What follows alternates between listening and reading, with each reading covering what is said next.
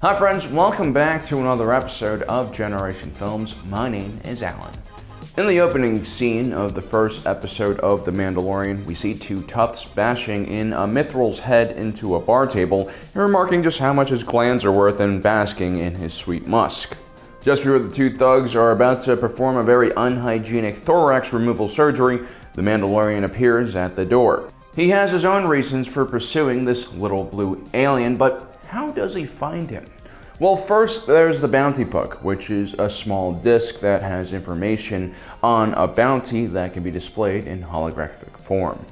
And then there's something known as a tracking fob. This is a device that most bounty hunters in the region seem to rely on to find their targets. But it's unknown how exactly this stuff works, which is what we're going to try to find out today. First, let's take a look at what we know about this device. The tracking fob is a handheld device with a small red blinking light and a small loop-style antenna. The fob emits a beeping noise when it's close to a target, and the rate of the beeps speed up the closer one is to the target. The tracking fob is a part of the standard info package given to a bounty hunter alongside with a bounty puck and something known as a chain code. Once the bounty hunter is done with the tracking fob, they are required to return it to the client as proof for capture. So this looks quite similar to a radio tracker one might use to track wild animals, pets, babies, or maybe even a friend who gets blackout drunk every time you go out. These trackers receive very high frequency or VHF radio waves from a transmitter which is placed on the target. So this means the animal or human must first be subdued and sedated so that the transmitter can safely be placed on them. The receiver will send out a radio signal which the transmitter will pick up, guiding the individual with that transmitter to the target. Now, scientists here on Earth have been using this device since the 60s, and it's a pretty tried and true technology.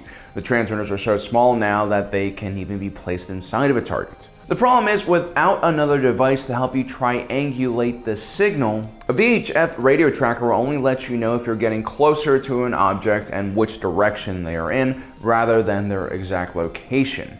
Now, if you don't have a map or a decent understanding of the area, that radio tracker can also lead you into impassable obstacles like a river or a cliffside or something else like that. And also, the radio waves actually do have a limited range, and they can be obstructed by things like mountains or the curvature of the earth, if you believe in such things.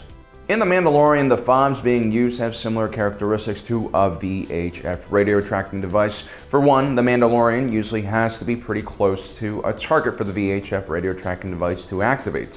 When the client gives the Mandalorian the job, he doesn't have a bounty puck for him, but what he does have is the target's last location and a tracking fob.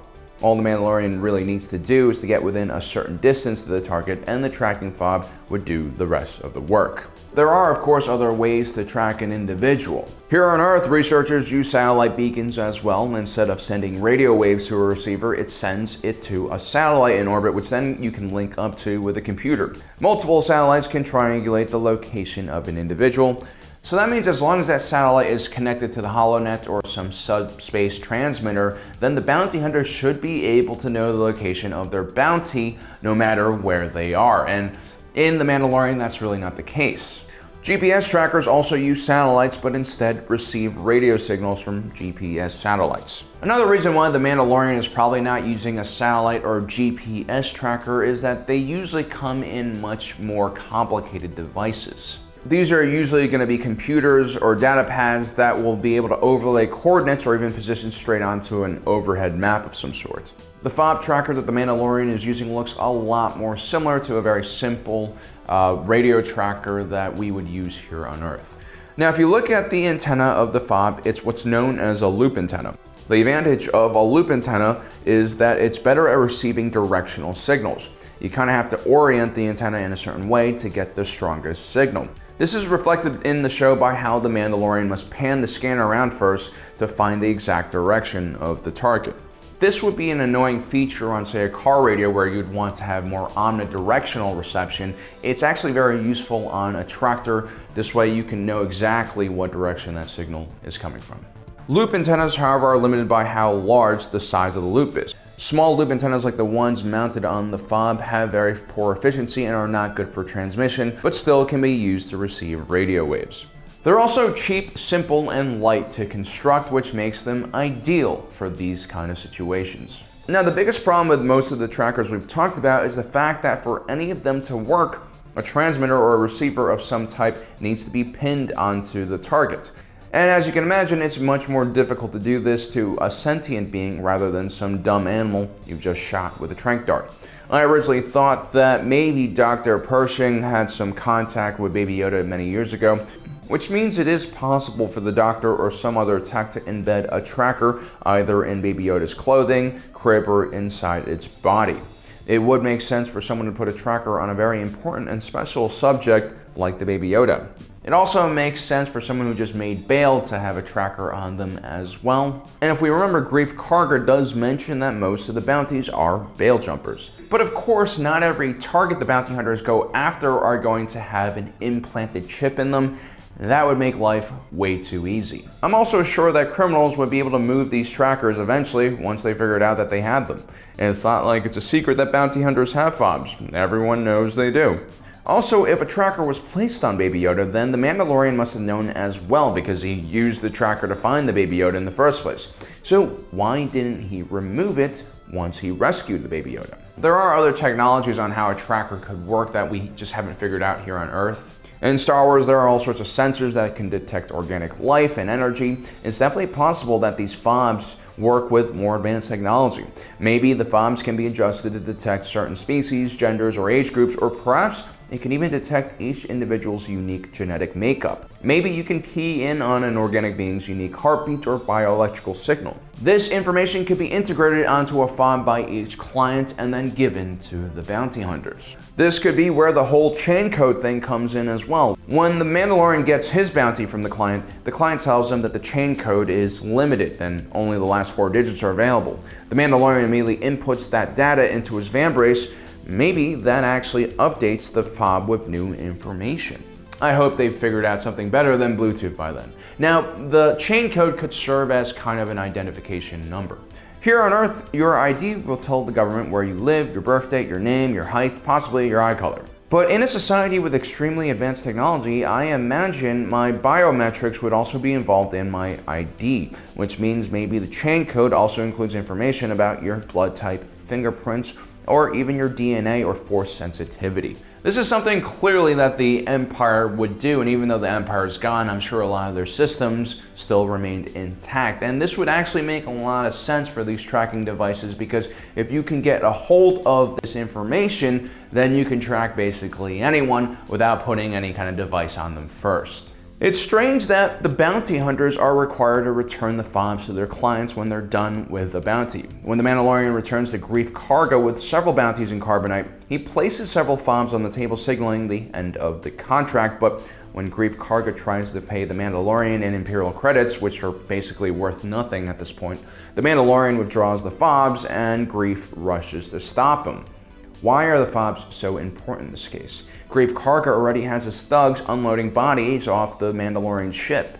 Surely the bodies in carbonite are going to be a lot more important to Greef Karga's clients than just the fobs, but then again, maybe the clients will need the fobs to identify the actual bodies.